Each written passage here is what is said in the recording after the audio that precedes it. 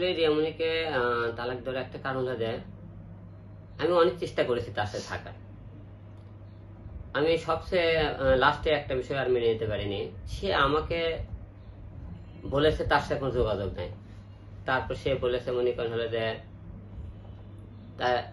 তার সাথে মনে করেন যোগাযোগ আর করবে না। আমি মা এত বড় দুর্ঘটনা ঘটে গেল, আমার বউ তাকে জেলখানার থেকে খাবার পাঠায়, তাকে জেলখাতে জামিন করালো, তাকে নিয়ে আসে মদ নিয়ে পার্টি করে, অথচ স্বামীর যে মারলো, স্বামীর জন্য তার মনে করেন কোনো দয়া মায়া নাই। সবকিছু মিলে আমি সে আমাকে বলেছে আমি তোমাকে ভালো রাখতে এসেছি কিন্তু ভালোবাসতে পারবো না। একটা মেয়ে যখন ভালোই বাসতে না পারে তাহলে তার সাথে আর কিভাবে সংসার করবেন। অসুস্থ শরীর নিয়ে তার বাসায় থাকলাম। 3 দিন পর বাসা থেকে সে বলল, তিনি বাসা থেকে বের করে দিল, সে বাসায় আসো না, এখানে আসলে সমস্যা। কারণ আমি বাসা থাকলে তার বিভিন্ন লোকের সাথে কথা বলতে পারবে না, যেতে পারবে না, আসতে পারবে না। সে আমাকে খুন করতে চায় না, তার সাথে হাত মিলে খুন করতে চায়। সে শুধু আমাকেই খুন করেনি, সে আমার 5টি সন্তান পর্যন্ত খুন করেছে। তার সাথে থাকাকালীন সে 5টা বাচ্চা নষ্ট করেছে। এখন সব মিলে আপনাকে অনেকে বলে আমাকে যে হিরো আলম ভাই কি দেখেছেন রিয়ার মনির মধ্যে, যে যার জন্য আপনার এত বড় কেরিয়ার ধ্বংস করে দিলেন, এত বড় লাইফ ধ্বংস করে দিলেন। আমি বলেছিলাম ভাই তাকে ভালোবাসি, মূলত আমি তার মায়াতে আমি পড়েছিলাম দেখে আমি ডানাবে দেখেন। তখন আমাকে বলল যে আপনি মায়া এতই বড় করেন যে আপনি নিজের বাচ্চাদের কথা ভাবলেন না। আপনি কি মনে করেন যে আপনি আপনার সন্তানদের কাছে ভালো একটা বাবা? আমাকে জিজ্ঞেস করে অনেকে। আমি তখন বলি না, আমি হিরো আলম আমার সন্তানের কাছে ভালো বাবা হতে পারিনি। কারণ একটাই, আমি তো আমার সন্তানের কথাই ভাবতাম। তাহলে একটা মেয়ের জন্য নিজেকে সুইসাইড করতে চাইছিলাম না। আমি কয়বার সুইসাইড করতে চেয়েছি। তা আমার সন্তানরা এখন একদিন বড় হয়ে দেখবে যে বাবা আমাকে ভালো না, একটা মেয়ে যে সুইসাইড করছে, তাহলে আমি তার সন্তানটাকে কি হিসেবে ভালো বাবা হলাম? আমি তো 22 মারা যেতাম, 3 বাচ্চা, আমার ছেলে মেয়ের কে দায়িত্ব নিতে বলেন? সে তো মনে করেন আগে তার জীবনের জন্য একটা মানুষ রেডি করে রাখছিল, মরে গেলে তো রাস্তা ক্লিয়ার হয়ে যাইতো। সবকিছু মিলে আমি একটা দুঃখ কষ্ট ভেতর থেকে, যে আমি কার জন্য আমার নিজের জীবন দিতে চাইলাম, যে মেয়ের জন্য এত কিছু করলাম, সে মেয়ে আমাকেই বুঝলো না। অনেক চেষ্টা করেছি তাকে ওই পর থেকে ফিরানো। সে আমাকে বাসায় রেখে ক্লাবে মদ খেতে যায়, সে মনে তার ইচ্ছে মতো চলাফেরা করে। আমি বাসায় এখানে আমাকে খাবার পাঠানোর কথা মনে থাকে নাকি, অথচ তার প্রেমিকের জেল কাঠ খাবার পাঠাবে।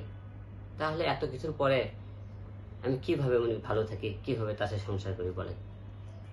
এই যে আপনি বললেন যে আপনাকে খুন করতে চেয়েছিল, কিছুদিন আগে শুনেছিলাম যে আপনার উপরে অ্যাটাক করা হয়েছিল, সেই বিষয়ে মানে সেইটার সাথে কি রিয়ামনি কোনো যোগ ছিল কিনা? এখন সেই হিসেবে তো এমনি এখন জড়িত।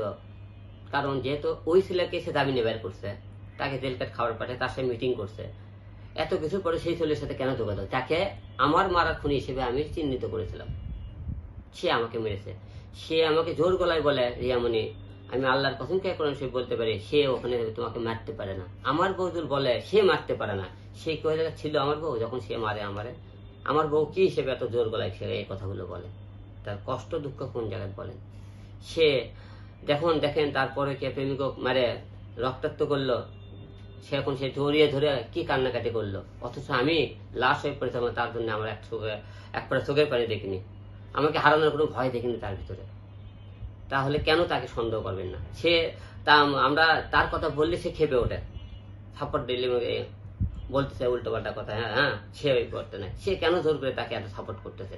সে কি জামাই আগে না পরে কে প্রেমিক আগে? তার মনে অবশ্যই তাকে কেন বাঁচায় সে বারবার, তাকে কেন সেফটি দিচ্ছে সে? তাহলে অবশ্যই পুলিশ সন্দেহ করে তাকে কল লিস্টে তার সাথে কথাবার্তা দেয়, শুনেছে, যোগাযোগ দেখেছে। অথচ মিডিয়ার সামনে তারা বলে যে আমরা হলো যে তাদের সাথে কোনো যোগাযোগ নেই। তাহলে তো পুলিশ তো সন্দেহজনক তাকে এই মামলার মধ্যে রাখছে। যখন তাকে তালাক দেওয়া হয়েছিল তখন কি রিয়ামনি উপস্থিত ছিল কিনা ওখানে? না, সে উপস্থিত থাকবে কেন? দূর থেকে তালাক দেয়, এটা কি আসলে তালাক হয়? এখন দূর থেকে মরে তালাক এখন হয় কিনা এটা আমি সঠিক জানি না। এই যে আপনি যে দুধ দিয়ে গোসল করছেন, এটা কি কোনো ট্রেন্ড ফলো করে করেছেন নাকি নিজে থেকে মানে কোনো কারণে করেছেন? অনেকে বলছে যে কি হিরো আলম এটা আলোচনায় আরো আলোচনা আসার জন্য এই কাজটি করেছে, আসলে এইটা সত্য কিনা? আসলে আলোচনা সমালোচনা আমি হিরো আলমের জীবন, কারণ এই বিষয়টা নিয়ে অনেক দিন ধরে মনে করেন লোকজনের বিরক্ত হয়ে গেছে। হিরো আলম একবারই আমাকে যাচ্ছে। এটা একবারে এই চ্যাপ্টারটা ক্লোজ যাতে হয়ে যায়, মানে যেহেতু বারবার আমি তাকে আমার কাছে আনতে পারতেছি না, সে বারবার তার কাছে চলে যাচ্ছে, তাহলে তো আমি বারবার চেষ্টা করে লাভ নেই। এই জন্য একবারে আমি জনগণের সামনে মনে করি এবার আমি আলাদা তাকে তালাক দিয়েছি, কিন্তু এখন আমাকে কাগজ কলমে দিবস এখন হয়নি। আমি বগুড়া গেলে এটা আমার কাজটা কমপ্লিট করে ফেলে দেবো আর কি। আমার বিয়েটা তো বগুড়া হয়েছিল, কাগজপত্র সব বগুড়া আছে, উকিল হিসেবে সব কমপ্লিট করে আছে।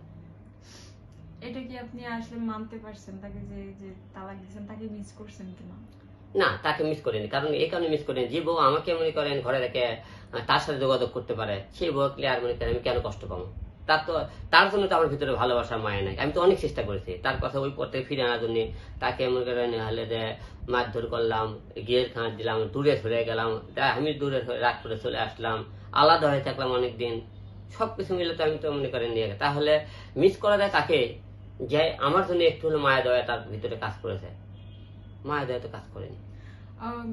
রিয়ামণি মিডিয়ার সামনে আপনাকে দোষারোপ করছে, আপনি নাকি বিভিন্ন মেয়েদের সাথে চলাফেরা করেন, সেই কারণে সে দূরে সরে গেছে, এরকম সে দোষারোপ করেছে। রিয়ামণি আমাকে দোষারোপ করতেই পারে। আমি হিরো আলম 10টা মেয়ের সাথে আমি কাজ করতে পারি, বিভিন্ন মেয়ের সম্পর্ক থাকতে পারে, কিন্তু তুমি আমাকে খারাপ কিছু কোনোদিন ধরতে পারছো না, সেটা দেখাতে হবে। 1 2 নম্বর, আমি 10 জনের সাথে কাজ করবো, 10 জনের সাথে চলাফেরা করবো, আমার বউ তুমি 10 জনের সাথে চলতে পারো না। ওর কথা আমি 10 জনের সাথে কাজ করলে তার 10 জনের সাথে কাজ করতে হবে। যেহেতু আমি একজনের সাথে শুটিং ভিডিও মারছি, ওর ভিডিও মারছি, আমি একজনের খারাপই করছি, ওরও খারাপই করা লাগবে, কাউন্টার দিতেছে, তাহলে তো সংসার হবে না। বর্তমানে আপনি কি নিয়ে ব্যস্ত আছেন? বর্তমানে আমি কাজ নিয়ে ব্যস্ত, মাঝখানে ছিলাম না, 2 বছর ধরে প্রায় অনেক কিছু গেল আমার জীবন থেকে। বাবা মারা যাওয়ার পরে থেকে অনেকটা মনে করেন বাবা মারা যাওয়া, সংসার সব মিলিয়ে কাজে থেকে অনেক পিছিয়ে আছে আর কি। তো সামনে আবার নতুন করে আগে যে হিরো আলম লোকজন খুঁজে পেয়েছিল, নাচ গান সবকিছু মিলে, এগুলো নিয়ে আবার সামনে আমি আসতেছি। এই যে হিরো আলম মাঝে অনেকটা ট্রফি ছিল, ভাইরাল ছিল, এখন কিছুটা গ্যাপ গেছে, হিরো আলম কি আবার নতুন করে নতুন কোন রূপ নিয়ে ফিরবে কিনা? অবশ্যই নতুন কোনো রূপ, অবশ্যই নতুন কোনো লুক অথবা নতুন কোনো গান, নতুন কোনো সিনেমা নিয়ে অবশ্যই হিরো আলম আসতেছে, ধামাকা কিছু নিয়ে। রাজনৈতিক নিয়ে কিছু বলবেন? রাজনীতিকে আবার ব্যাক করবেন কিনা? সামনে রাজনীতিতে কোনো কাম ব্যাক করার কোনো ইচ্ছে নাই, কারণ বর্তমান দেশের যে অবস্থা, রাজনীতি করে কোনো লাভ নেই। কারণ যে দেশে রাজনীতি করে জনগণ মানুষ মারে, জনগণের জন্য উপকার করতে গেলে জনগণই মনে করেন যে আমাকে বাঁচায় না, সেই জনগণই মারে, সেই দেশে জনগণের জন্য উপকার করে লাভ নেই।